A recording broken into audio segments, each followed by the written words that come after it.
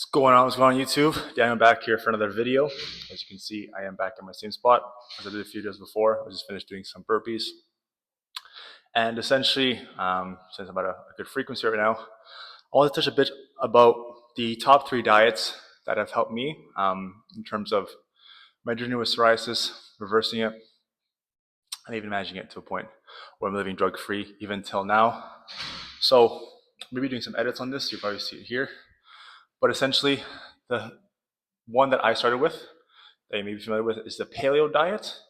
So paleo slash Mediterranean, essentially it removes gluten and dairy, but you still keep carbs, vegetables, and then poultry, so like animal products, meat, fish, seafood, stuff like that.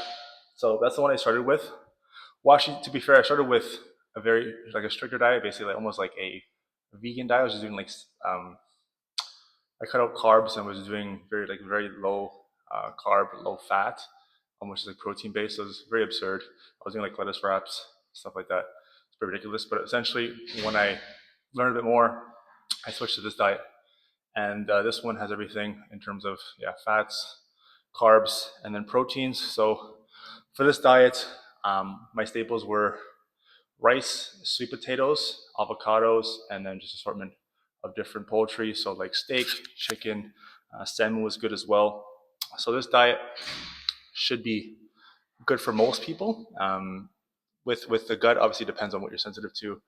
But I would say this is a good staple diet to start with. Like I said, you could look at a paleo diet, also referred to as Mediterranean diet. And it takes out also legumes as well. Legumes is a big problem for most people. If you have a normal digestion, you obviously every time you eat legumes, you have like instant gas and bloating, and that's not normal. I mean, your body is basically reacting to something that shouldn't be there, and people think that's okay. And also people that are lactose. Same thing with dairy. Dairy could pass a bit more, but legumes, beans, stuff like that are essentially not essential.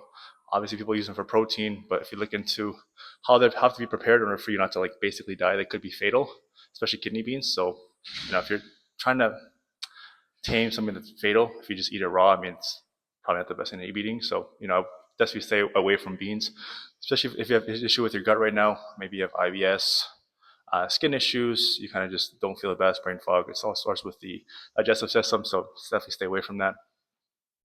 And so cut legumes out, and you'll go to the paleo. That'll cut dairy as well as gluten, like I mentioned. Also, nightshade vegetables I wasn't eating, so that would include things like tomatoes, eggplants. You can look up those are the two mainly I ate anyways. The other ones I wasn't really eating much of, but there's a nightshade family vegetables, so I would stay away from those, and that would compartmentalize the paleo diet. So that's what I did for a bit. I then transitioned towards where I am now, and I transitioned to a keto diet. So obviously keto is no carb. Your body is running on ketones, going into ketosis. Essentially, it's running on stored fat, and this one is good for losing weight for sure. Trying to get lean, keeping like a lean muscle mass, and also a good overall energy levels.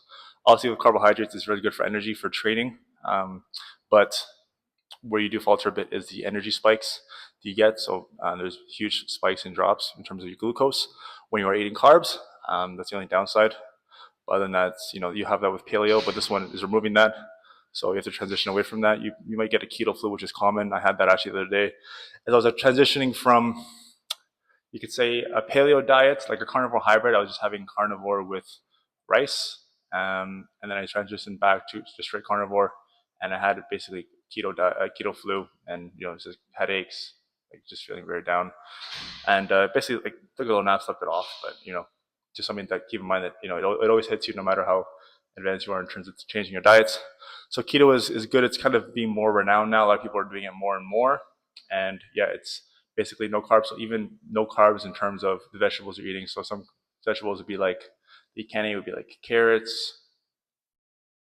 I think carrots is the one that come to mind. I don't eat vegetables primarily because I'm on carnivore right now, but I would say you can look this up and see which ones don't have carbs.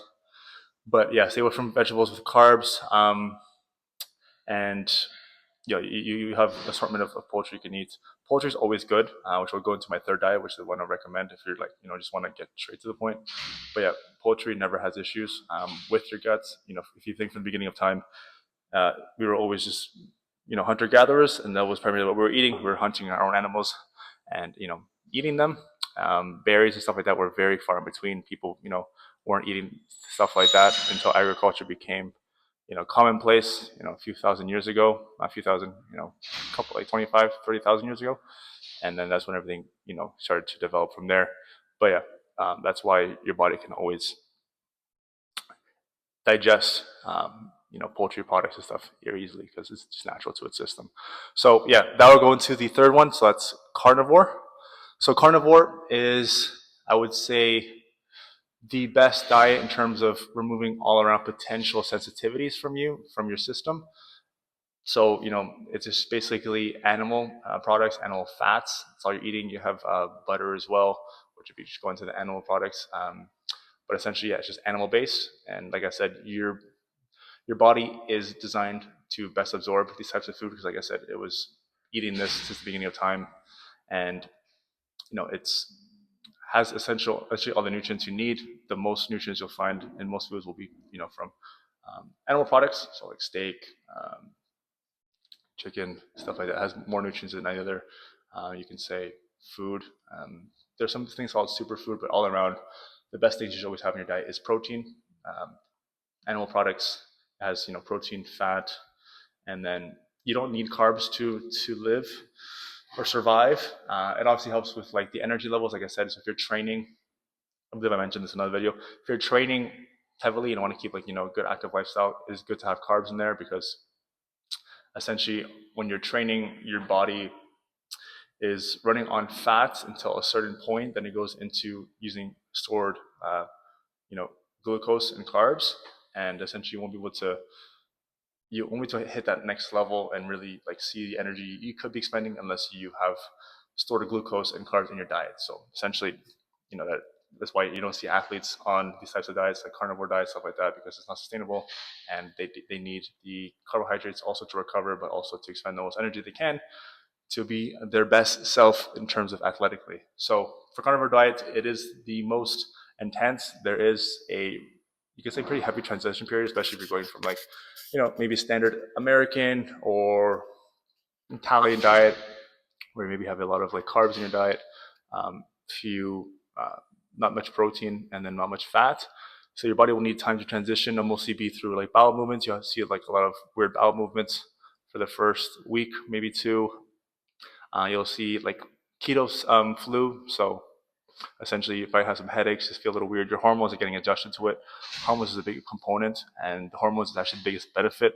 Once you get through this transition period, you just notice a huge spike in libido. It's what happened to me, and essentially it's what got me hooked on there because, at that time I was like 26, 27 when I transitioned to that. Right now I'm 29, and essentially I never felt the best or better than when I was on carnivore, just in terms of like, it just felt like, I don't explain it, but basically it just reversed time for me, and I just felt overall great.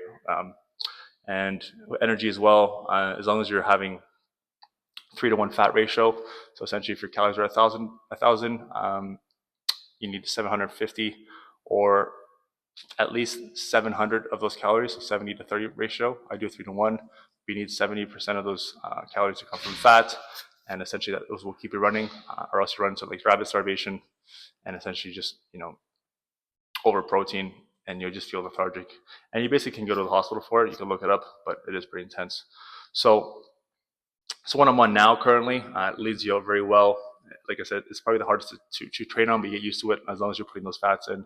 If you're not putting those fats in, forget about it. You can't really, just have a piece of steak each meal and call it a day, or chicken. You have to have, I recommend beef tallow.